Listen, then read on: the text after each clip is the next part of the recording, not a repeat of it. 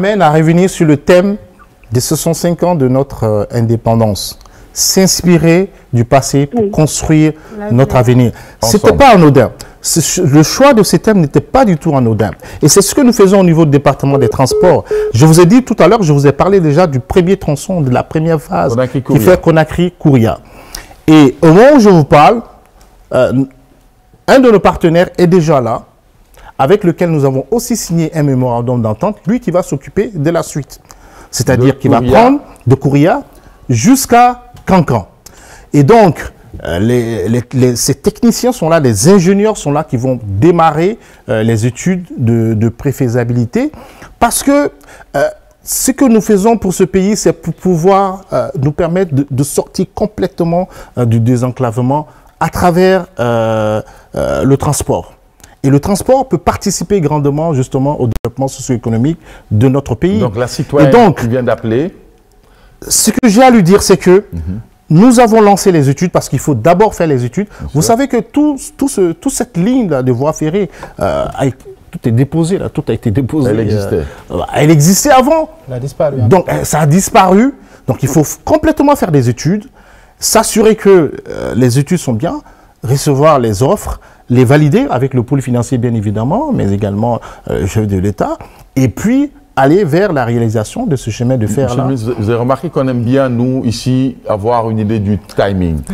Vous pensez à elle, on peut lui dire qu'à partir de quand environ? Non, je ne peux pas lui annoncer tout de suite une date de finalisation de ces chemins de fer. Les études, par contre, durent généralement combien de temps? Les études peuvent durer entre, on va dire, en fonction de l'envergure du projet, peuvent aller jusqu'à 2 ans.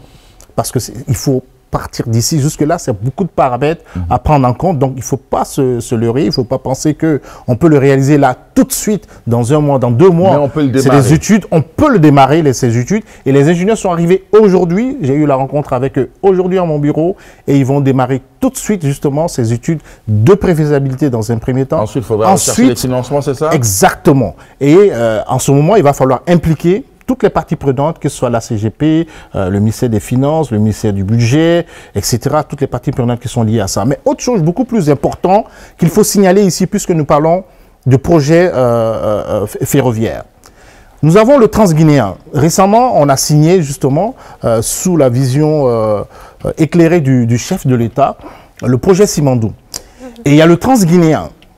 Le Transguinéen va devenir un peu comme la colonne vertébrale de la cartographie de notre chemin. À partir de là, nous allons pouvoir interconnecter nos différentes préfectures à cette voie ferrée. D'accord. Alors, mais à partir de là, puisque dans le contrat, c'est mutualisé, ces chemins de fer à partir d'un certain temps, donc nous, au niveau du département des transports, on est chargé justement de réfléchir aux différentes interconnexions sur cette voie, pour justement désenclaver complètement notre pays. Et ça, c'est une opportunité.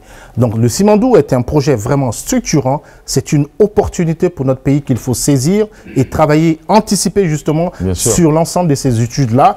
Et la Société nationale des chemins de fer de Guinée est en train de travailler durement sur cette cartographie de notre chemin de fer une fois que le chemin de fer transguinéen sera tracé. Donc oui, Conakry, Cancan, nous y travaillons. En termes d'études dans un premier temps. Études de préfaisabilité.